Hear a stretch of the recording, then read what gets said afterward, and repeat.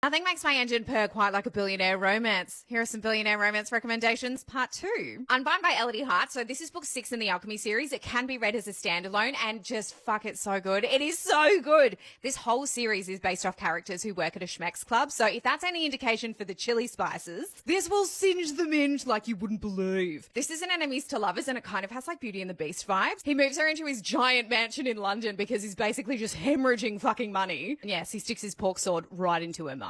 King of Wrath by Anna Huang. Now, I have not read the rest of this series. This book is so good. This is enemies to lovers. It's an arranged marriage. There's blackmail in it. Dante Russo is so fucking hot, and he sticks his fingers in her and he wears her like a fucking finger puppet. Dante Russo is more or less blackmailed by her dad to marry her. We all know what happens with a bit of enemies to lovers in forced proximity, don't we? Yeah. Yes, he sniffs her baby juice. The Kane Brothers series by Megan Quinn, because, oh my God, this is still one of my favorite series. I read this a couple of years ago, but it is so hyped about for good reason. These brothers are just so hot. A, because they are just filthy rich, and B, because of their filthy mouths. The first book is like marriage of convenience, forced proximity type of situation. Got some fake dating happening here. Number 2 is like a workplace romance. It's a forced proximity kind of situation. And then number 3, we've got best friends to lovers. I will just say that A Long Time Coming is definitely my favorite out of the 3. Breaker Kane is just so hot because he's a nerd. He's a hot, rich nerd with a giant trouser snake. Name something better than that. Yeah, you can't, can you?